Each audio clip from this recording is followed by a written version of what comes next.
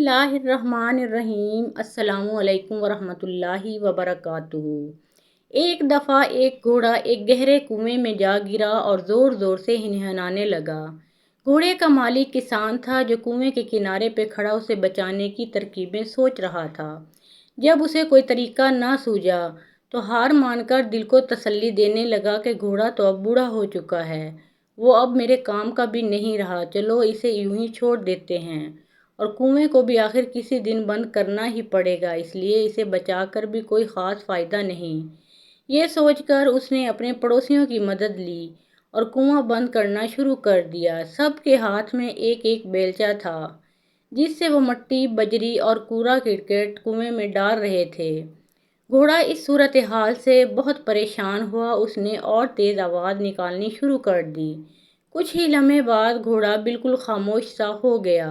जब किसान ने कुएं में झांका तो ये देखकर हैरान रह गया कि जब जब घोड़े के ऊपर मट्टी और कचरा फेंका जाता है तब तब वो उसे झटक कर अपने जिस्म से नीचे गिरा देता है और फिर गिरी हुई मट्टी पर खड़ा हो जाता है। ये सिलसिला काफ़ी देर तक चलता रहा। किसान अपने पड़ोसियों के साथ मिलकर मट्टी और कचरा फेंकता रहा और घोड़ा उसे अपने बदन से हटा हटा कर ऊपर आता गया और देखते ही देखते कुएं के ऊपर तक पहुंच गया और बाहर निकल आया। ये मंजर देखकर किसान और उसके पड़ोसी सकते में पड़ गए।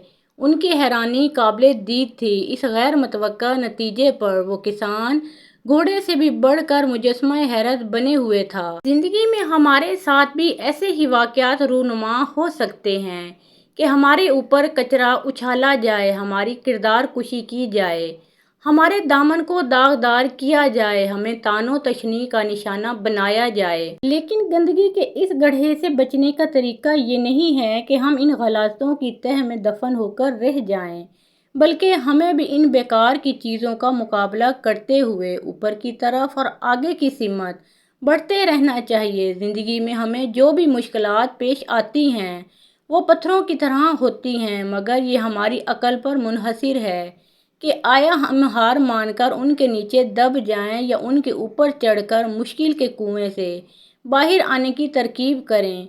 खाक डालने वाले डालते रहें, मगर पुरअज़म इंसान अपना रास्ता कभी नहीं बदलता।